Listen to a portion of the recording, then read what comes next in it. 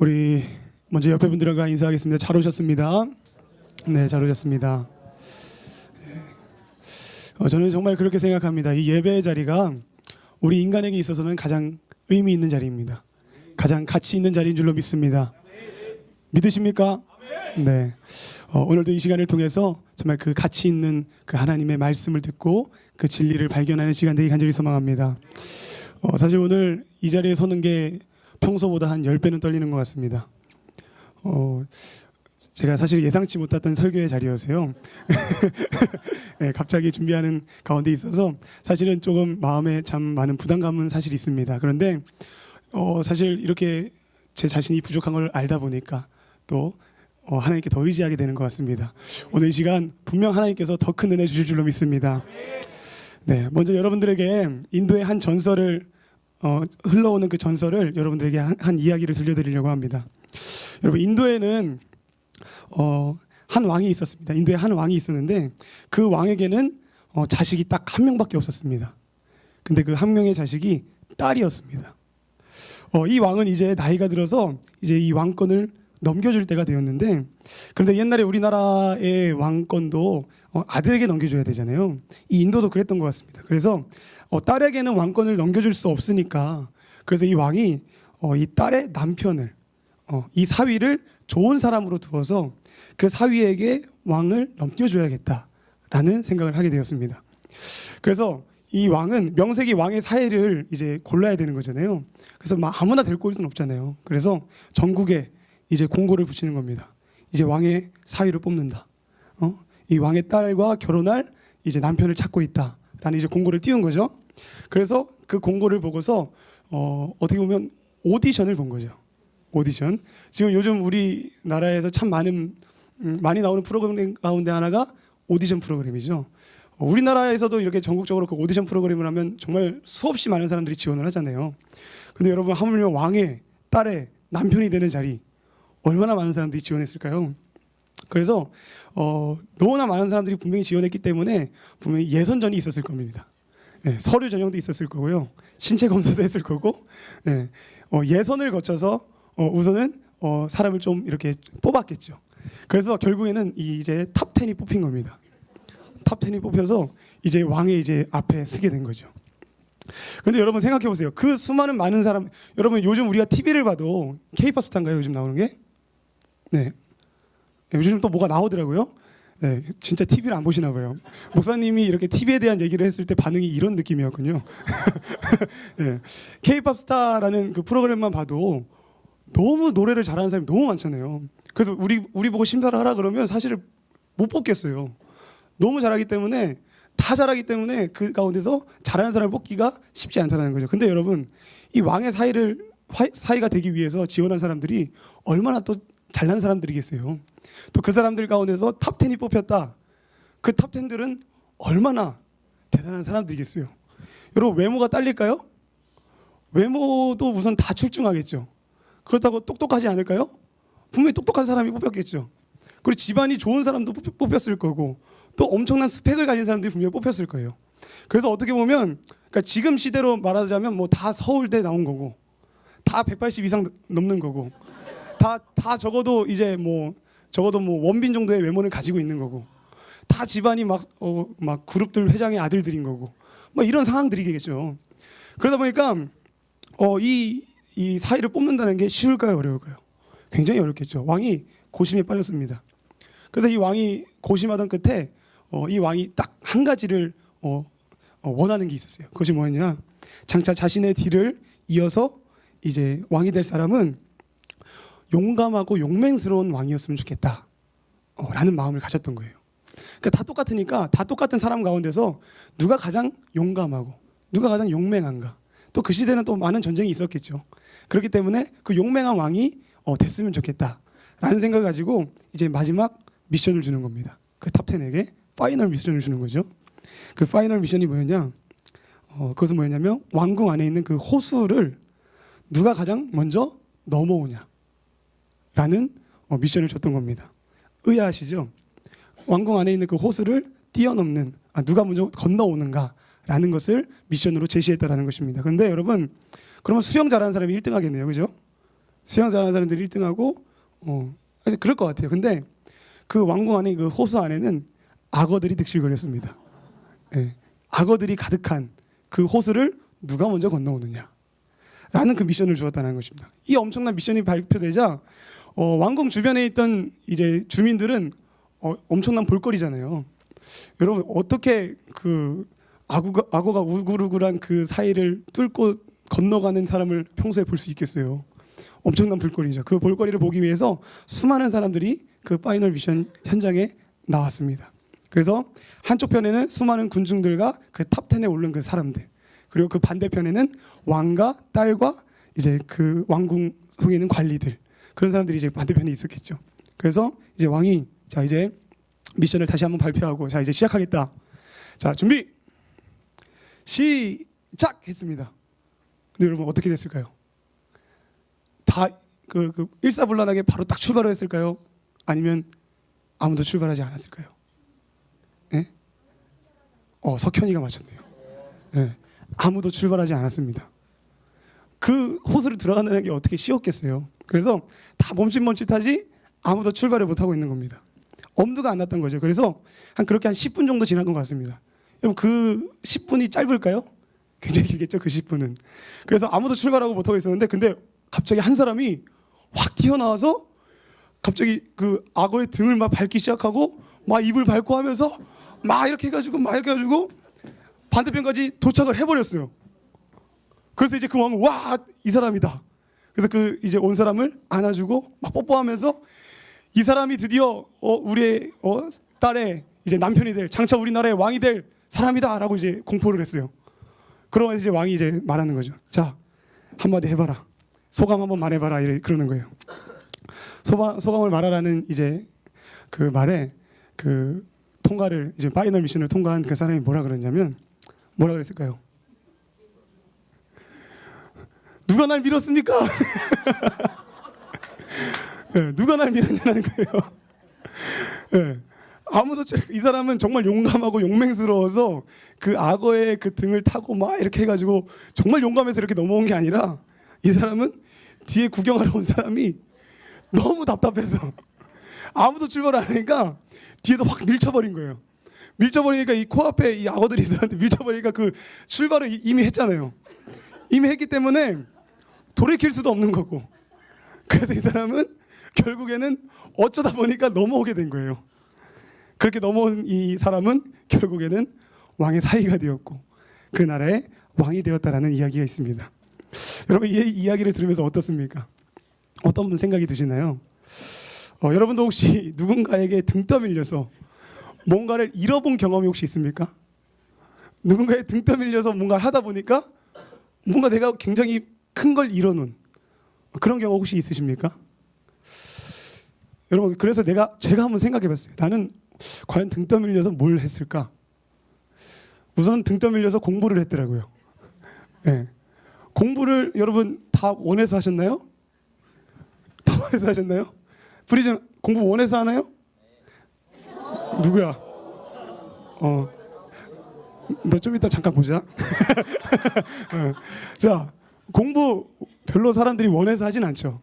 근데 이 부모님의 성화에 못 이겨, 또 선생님의 강요에 못 이겨, 회초리를 못 이겨서 우리는 공부를 하게 되었죠. 근데 여러분 어떻습니까? 그렇게 공부를 하니까 지나고 나니까 참 나에게 많은 것들이 남아있죠.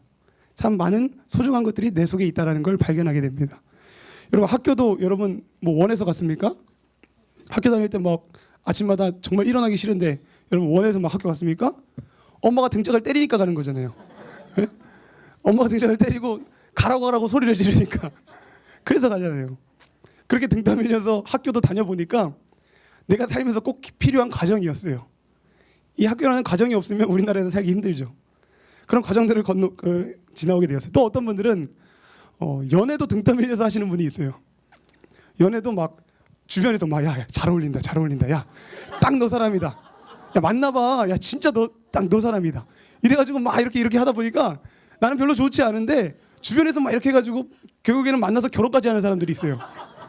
근데 그분들이 나중에 지나서 보니까 아 정말 이 사람이구나, 아 정말 이 사람이 내 사람이었구나 하는 것을 깨닫게 된다는 것입니다. 한 가지만 더 들까요? 여러분 교회 처음에 여러분 스스로 오셨습니까? 예, 많은 분들이 끌려오셨을 거예요. 등 떠밀려서 오셨을 거예요. 근데 여러분 지나고 보니까 어떻습니까? 그렇게 등 떠밀려서 온 이 교회에서 인생의 진리를 발견하고 정답을 발견하게 되는 줄로 믿습니다. 여러분 이처럼 우리의 삶을 뒤돌아보면 아시겠지만 한번 곰곰이 생각해 보세요. 한번 뒤돌아보세요. 그러면 우리의 삶은 내가 원해서 이렇게 걸어온 삶보다는 뭔가 등 떠밀려서 살아온 삶이 더 많다라는 것을 느끼게 될 거예요.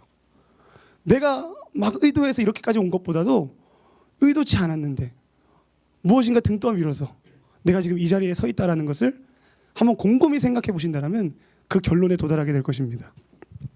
우리는 이렇게 수많은 것들에 등 떠밀려서 이 세상을 살아가게 되고 또 우리의 삶을 살아가지만 생각해 보면 근본적으로 우리 등 떠미시는 분이 분명히 있다라는 것입니다.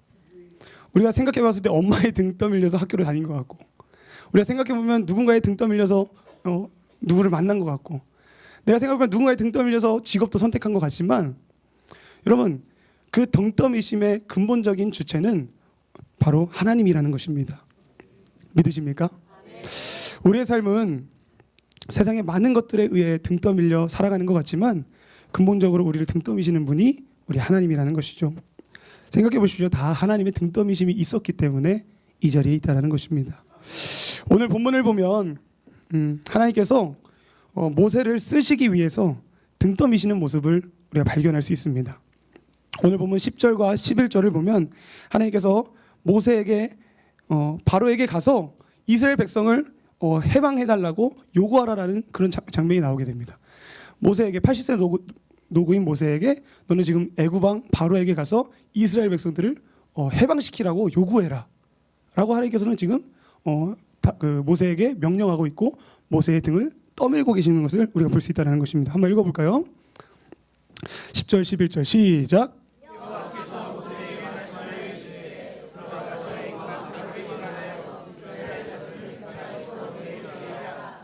아멘.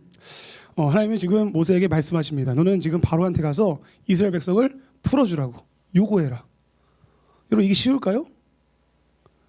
그 애굽이라는 왕의 애굽이라는 그 강대국의 왕에게 가서 한두 명도 아니죠. 수백만 명 되는 그 이스라엘 백성을 풀어주라고 요구하라. 이게 쉬운 말일까요? 결코 쉬운 말은 아닙니다. 그리고 사실 이 요구는 모세에게서 굉장히 순종하기 어려운 하나님의 명령입니다. 왜냐하면 이미 하나님께서 출애굽기 3장에서 이제 모세를 부르시고 이 모세에게 먼저 바로에게 가서 똑같이 이스라엘 백성을 해방시키라고 이 바로에게 가서 요구해라라고 하는 그 명령을 이미 하셨어요. 그래서 모세가 이제 80세 노구임에도 불구하고 자신은 못한다고 했는데도 불구하고 하나님께서 가라고 하시니까 순종하는 마음으로 갔죠. 갔는데 그러나 그 결과는 어땠냐면 바로에게도 거절당했고요. 또 심지어 이스라엘 백성에게조차 인정받지 못하고 돌아왔습니다. 이미 그런 전처가 있었던 거예요. 그렇게 하나님의 말씀에 순종했지만 자신에게 돌아온 결과는 실패였고 좌절이었다는 것입니다. 그랬던 경험이 있었기 때문에 모세는 오늘 이렇게 재차 하나님께서 바로에게 가서 이스라엘 백성을 해방해달라는 그 요구를 하라는 그 하나님의 명령을 따르기가 결코 쉽지 않았을 거라는 것입니다. 여러분 누군가의 말을 듣고 뭔가에 투자를 했다가 그 돈을 다 날렸어요. 그 사람이 다음에 와가지고 야 이번에 진짜 확실해. 여기다 넣어봐. 그 여러분들 넣을 수 있겠습니까? 쉽지 않죠. 모세도 지금 그런 상황이라고 생각하면 될 것 같습니다. 하나님께서 명령하셔서 갔는데 가서 했는데 실패를 한 거예요. 그래서 돌아왔는데 하나님께서 또 가래요.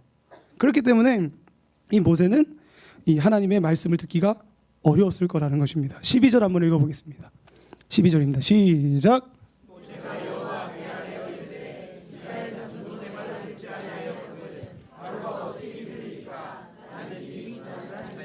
네, 아멘. 이것이 바로 모세의 반응인 거예요. 내가 갔는데 이 이스라엘 백성조차도 나를 인정하지 않고 나를 거절하는데 또 바로가 내 말을 듣겠느냐? 내 말을 듣겠습니까? 이것은 불가능합니다. 저는 입이 둔한 자입니다. 저는 입이 둔하고 뻣뻣하고 저는 능력이 없습니다. 하나님. 이렇게 지금 하나님의 그 명령에 처음에는 거절하고 있는 모습을 우리가 볼 수 있다는 것입니다. 그런데 하나님의 등떠미심의 모세는 자신의 부족함과 두려움으로 인해서 못하겠다라고 분명히 말했지만 그 이후에 우리가 주목해야 될 것은 그럼에도 모세는 하나님의 등떠미심의 그 이후에 순종하며 다시 나아갔다라는 것입니다. 80세의 노구이고 이전의 실패의 경험과 또 여러 가지 환경과 또 상황은 그가 할 수 없을 것 같다라는 생각이 그 마음간에 많이 있었지만 모세는 그럼에도 불구하고 하나님을 다시 한번 의지하고 나아갔다라는 것입니다. 그래서 여러분 모세가 어떻게 됩니까? 하나님의 일하심을 보게 되죠. 하나님의 능력을 경험하게 되는 겁니다. 10가지 재앙을 통해서 이제 바로에게 항복을 받아내고요. 또 출애굽을 허락받게 되는 그 역사가 일어나게 된다는 것이죠. 그리고 그가 그렇게 하나님을 의지했을 때 홍해 앞에 섰을 때 홍해가 갈라지는 역사 또한 일어나게 됐다는 것입니다. 하나님께서 우리를 등떠미실 때 간절히 소망하기는 버티지 마시길 주님의 이름으로 소망합니다. 피하지 마시길 주님으로 소망합니다. 하나님의 등떠미심이 있을 때 우리가 피하게 된다면 우리는 아무 능력도 경험할 수가 없습니다. 하나님이 우리를 등떠미실 때 우리가 그 등떠미심을 의지해서 앞으로 나아가야지. 그 등떠미심에 우리가 버티고 서 있다라면, 그리고 그 등떠미실 때 우리가 이렇게 피한다라면 우리는 하나님이 일하시고 싶으시지만 그 하나님의 능력을, 하나님의 일하심을 경험할 수 없고 또 우리 인생은 아무 능력 없는 삶으로 살아가게 된다는 것입니다. 담임 목사님께서 자주 말씀하시는 것처럼 우리 예수 믿는 사람들은 이 세상 가운데 존재감 있이 살아가야 될 줄로 믿습니다. 여러분은 이 세상 가운데서 존재감이 있으십니까? 가정에서 말고요. 가정에서 말고요. 여러분들의 삶 가운데서 과연 정말 하나님 믿는 자로서 정말 엄청난 존재감을 품으면서 살아가고 계십니까? 여러분 정말 우리 존재감 있이 살아야 되지 않겠습니까? 바울처럼 진짜 멋있는 하나님의 종으로서 쓰임받고 주님 곁에 가야 되지 않겠습니까? 그러기 위해서는 우리가 하나님의 등떠미심에 못 이기는 척 밀려가는 우리의 모습이 있어야 된다는 겁니다. 아니, 하나님이 등떠미실 때 그 등떠미시는 그 힘을 정말 이용해서 우리가 더 힘차게 앞으로 나아가는 우리의 모습이 있어야지 우리 또한 바울과 같이 모세와 같이 정말 존재감 있는 이 땅에서의 삶을 살아가게 될 것이고요. 또한 하나님의 능력을 경험하고 주님 곁에 갈 때 정말 우리가 잘했다 칭찬받는 우리 모두가 될 줄로 믿습니다. 성경에 대표적으로 등 떠밀려서 순종했을 때 또 하나님께 크게 쓰임 받았던 인물이 있습니다. 그 인물은 바로 기드온이라는 사람입니다. 여러분 기드온 잘 아시죠? 기드온은 전혀 큰 용사가 될 수 있었던 인물이 아니었습니다.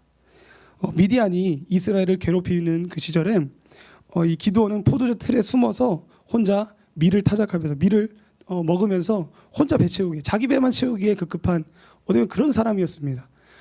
그 민족을 바라볼 수 있는 사람이 아니라 자기 배만 부르기에 바빴던 어쩌면 그런 정말 큰 용사가 될 수 없었던 그런 자질의 사람이었다라는 것입니다.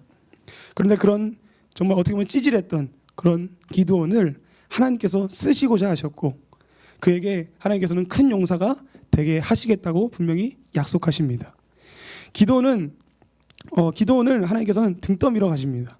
하나님께서는 기드온을 등 떠밀어 가시자 그는 하나님의 말씀에 순종하게 되었고 그 이스라엘의 하나님의 사사가 되었으며 하나님께서 그런 기드온을 이스라엘을 괴롭히는 미디안을 치시는데 사용하시는 줄로 믿습니다.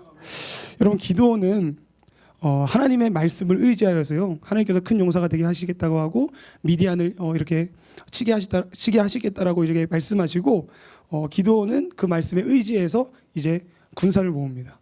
그래서 군사를 몇 명 모았죠? 처음에 32,000명의 군사를 모았습니다.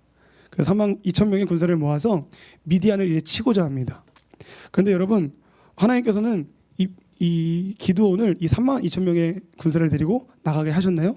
안 하셨죠. 32,000명이 너무 많다라는 거예요. 32,000명이 너무 많다라는 거죠.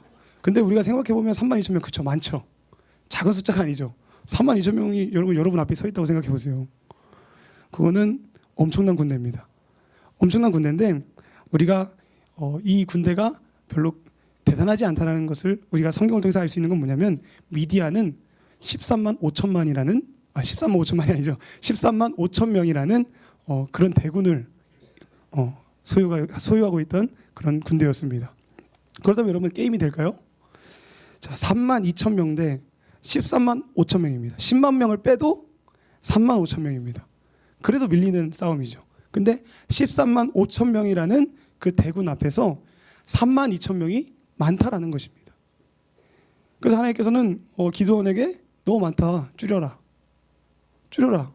라고 말하는 겁니다. 그게 여러분 기드온에게는 뭐라고 들릴까요? 너 나가서 죽어라. 3만 2천 명이 많다라고 해서 줄여라 하니까 어떻게 보면 이 기드온을 하나님께서는 벼랑 끝으로 몰아가고 계시는 것 같은 느낌을 받게 됩니다. 그런데 대단한 것은 기드온이 그래도 믿음이 대단했던 사람인 것 같습니다. 그래서 하나님의 말씀대로 많다라는 그 하나님의 말씀에 순종해서 이제 군사들에게 말합니다. 두려운 자들은 돌아가라. 두려운 자들은 돌아가라. 그렇게 했을 때 몇 명이 돌아갔을까요? 2만 2천 명이 돌아갔습니다. 여러분 저 같아도 도망갔을 것 같아요. 13만 5천 명 대 3만 2천 명 싸움이 될까? 이거는 뭐 암산을 할 필요도 없죠. 나 같아도 도망갔을 것 같아요. 근데 그렇게 도망가라고 했을 때 2만 2천 명이 이제 돌아가고 이제 몇 명이 남았죠? 1만 명이 남았습니다. 저 같으면 크게 제가 기드온이라면 정말 크게 낙심했을 것 같아요. 정말 크게 낙심하고 정말 포기하고 싶은 생각이 많이 들었을 것 같아요. 그리고 그냥 나도 도망가고 싶다. 이건 거의 자살행위 아닌가라는 생각을 했을 것 같습니다. 근데 여러분 기드온이 정말 대단한 사람인 것 같습니다. 낙심하지 않습니다. 그 1만 명의 군사를 가지고도 이제 전쟁을 치르려고 합니다. 그렇게 그래도 믿음을 가지고 1만 명의 군사를 가지고 이제 전쟁을 치르려고 하는데 그런데 하나님께서는 또 뭐라고 그러십니까? 여전히 많다라는 거예요. 1만 명도 많다라는 거예요. 13만 5천 명 대 1만 명인데 그래도 많다라는 거예요. 계속해서 하나님은 어떻게 보면 이 기드온을 계속해서 몰아세우는 겁니다. 벼랑 끝으로 계속해서 밀어내는 거예요. 벼랑 끝으로 계속 밀어내고 이 어떻게 보면 이 기드온에게 정말 나가 죽어라라고 말하는 것과 같은 그런 말씀을 계속 하시는 거죠. 그런데 여러분 일반적으로 우리가 이런 상황에 놓인다라면 우리는 더 이상 하나님의 말씀에 순종할 수 있을까요? 그 하나님의 말씀대로 정말 그렇게 할 수 있을까요? 정말 우리 석현이는 기드온과 같은 사람입니다. 근데 저는 많이 부족한 사람입니다. 근데 정말 그럴 것 같아요. 그렇게 하나님께서 정말 이렇게 터무니없는 요구를 하신다라면 우리 정말 그렇지 않을까요? 하나님 이건 정말 아닌 것 같습니다. 내가 정말 100번 생각해보고 100번 내가 하나님을 이해해보려고 그러고 하나님이 하라는 대로 내가 해보려고 그랬는데 하나님 이건 아니죠. 이건 아닌 것 같습니다. 전 더 이상 하나님 말씀 못 듣겠습니다. 라고 하며 하나님의 말씀을 이제 순종하지 않고 나 또한 그 1만 명과 같이 이렇게 도망가는 그런 모습을 보일 수 있을 것 같다는 생각이 들었습니다. 그런데 기도는 또 순종했다는 것이 정말 우리에게 엄청난 도전을 줍니다. 그래서 하나님의 명령대로 이 기도는 하나님이 그 군사를 선택하는 그 방법대로 제시하신 그 방법대로 군사 중에 물을 떠먹는 모습을 보면서 몇 명의 군사를 이제 뽑죠? 크게 한번 대답해 주세요. 300명의 군사를 이제 뽑게 되는 겁니다. 여러분 13만 5천 명입니다. 자, 13만 명 그쪽에서 그냥 깠다고 합시다. 그러면 자, 5천 대 300명입니다. 거기서도 여러분 여러분 의지가 생길까요? 5천 명 대 300명? 네. 자, 결코 쉽지 않았겠죠. 근데 하나님께서 계속해서 어떻게 보면 이 기도원을 계속 등 떠미는 거죠. 벼랑 끝으로. 더 이상 나갈 곳이 없을 만한 곳으로. 벼랑 끝으로. 하나님이 계속 기도원을 몰아갑니다. 그런데 그럼에도 불구하고 기도원이 순종하며 그 300명의 군사를 가지고 데리고 나갔다는 것이죠. 여러분 그랬을 때 여러분 어떻게 됩니까? 300명의 군사가 이깁니다. 저는 이거는 결코 이성적으로 이해가 결코 되지 않는 상황입니다.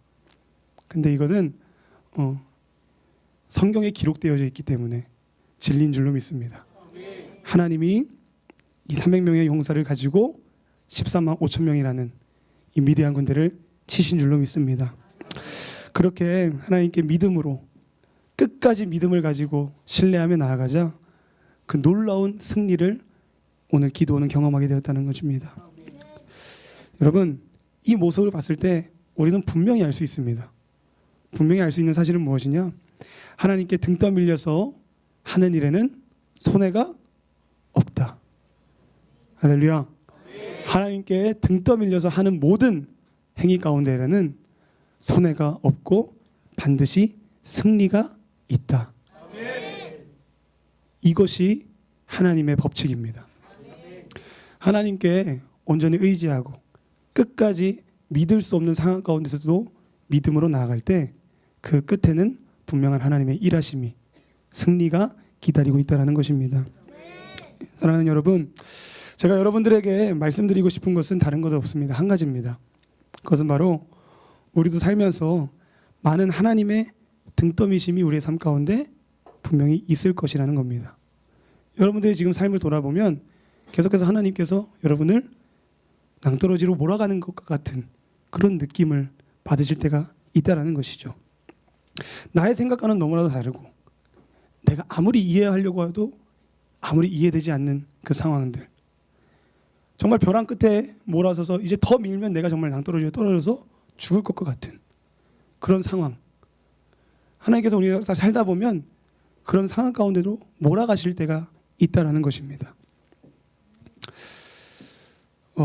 이 설교를 갑자기 준비하긴 했지만요, 제가 올 한 해를 이렇게 돌아보면 제게는 이 2016년이 결코 쉬운 한 해는 아니었습니다. 정말 이 오늘 설교한 대로 하나님께서 나를 뭔가 계속 벼랑 끝으로 몰아가시는 듯한 그런 느낌을 받으면서 사실은 오늘 한 해가 이렇게 지나갔던 것 같습니다. 그런데 오늘 이 한 해를 마무리하는 이제 12월을 맞이해서 이 12월을 보내면서 이제 1년을 돌아보면서 생각했을 때 분명한 게 깨닫는 것이 있었습니다.